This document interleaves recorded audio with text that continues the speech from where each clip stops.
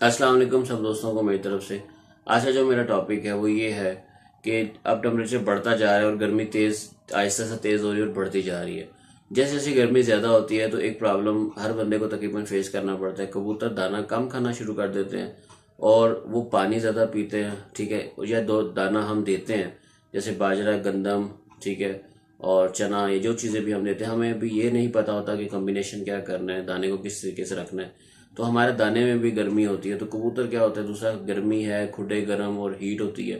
कबूतर पानी ज़्यादा पीता है और बार बार पानी पीता है, दाना कम खाता है या दाने के टाइम पे भी दाना कम खाता है। तो अगर दाना खाता भी है तो वो उसको हीट देता है, तो उससे क्या होता है, कबूतर आहिस्ता आहिस्ता वेट छोड़ता है। गर्मियों के अंदर आपने देखा होगा बहुत से लोगों के कबूतर रो के वेट नहीं होते। तो इस चीज़ के लिए जो है एक छोटी सा चीज़ है, छोटा सा हल है मेरे पास। और हम इस वज़न को कैसे पूरा कर सकते हैं और क्या ऐसी चीज़ दें जो कबूतर का वज़न बढ़ाए। जब भी दोगे वेट बढ़ेगा और उसमें तलखी भी नहीं आएगी, हीट पैदा भी नहीं होगी, ठीक है। एक छोटा सा टोटका मेरे पास है, ये हम लोग अक्सर इस्तेमाल करते थे असील मुर्गों पे, मुर्गियों पे, मुर्गों पे, और सारा साल इस्तेमाल करते हैं उनके ऊपर। तो बड़ा अच्छा बेनिफिट मिलता है।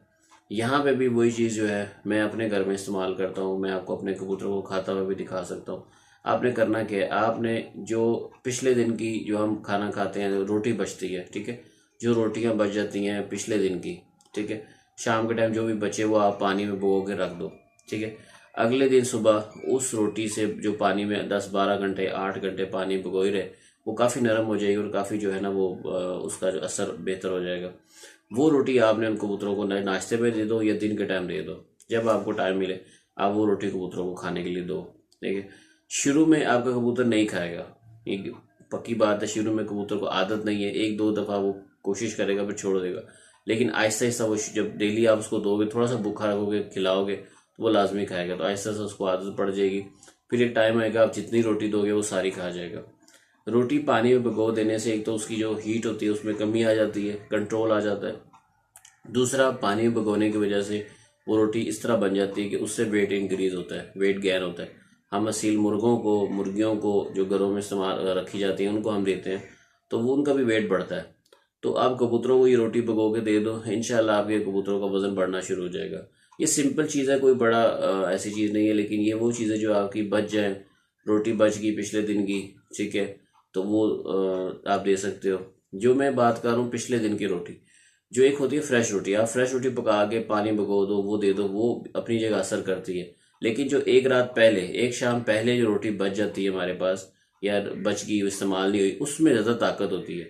वो 10-12 घंटे यानी कि वो पहले की रोटी जो है ना उसमें ज़्यादा असर होता है, ज़्यादा ताकत होती है।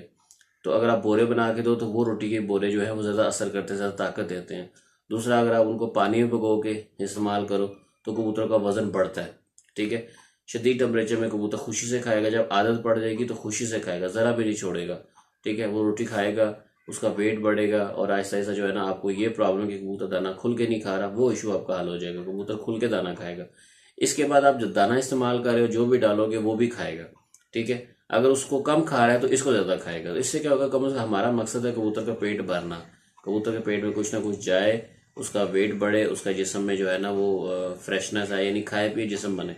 तो ये रोटी वो खा लेगा। इसके बाद आप शाम को जो दाना है, जो दाना आप डालते हो कबूतरों को, वो इस्तेमाल करो। उस दाने में भी आपने क्या करना है, उस दाने में भी आपने ये देखना है कि हमें क्या डालना है। जैसे कि आपने गर्म चीज़ों का इस्तेमाल कम करना है और जो चीज़ें ठंडी हैं उनको ऐड करना है और जो तर चीज़ें उनको ऐड करना है। जैसे आपने जौ का इस्तेमाल करना है, जो ठंडे होते हैं, ठीक है, वो इस्तेमाल करना है दाने में। जवार का इस्तेमाल करना है, आपने मकई का इस्तेमाल ज़्यादा करना है, ठीक है। इसी तरह जो है आप जो चावल होते हैं उनका इस्तेमाल भी आप दाने में रख सकते हो, वो भी बहुत अच्छा होता है।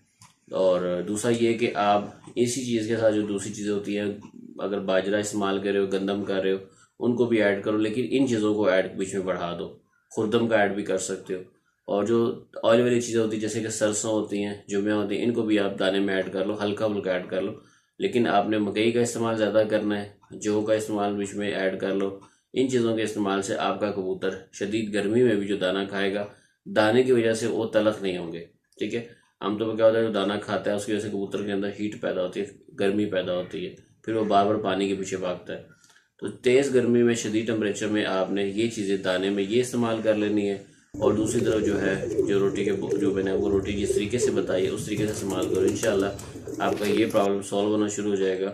आपके कबूतरों का वजन बढ़ना शुरू हो जाएगा। ये 1.5-2 माह शदीद टेम्परेचर आपके कबूतरों को तंग नहीं करेगा, बल्कि आपका कबूतर खुशी से दाना खाएगा और फ्रेश होगा। ये चीज़ आप आजमा के देख लेना। उम्मीद है आप सब दोस्तों को ये टॉपिक अच्छा लगेगा। सब दोस्तों का बहुत शुक्रिया। अल्लाह हाफिज़।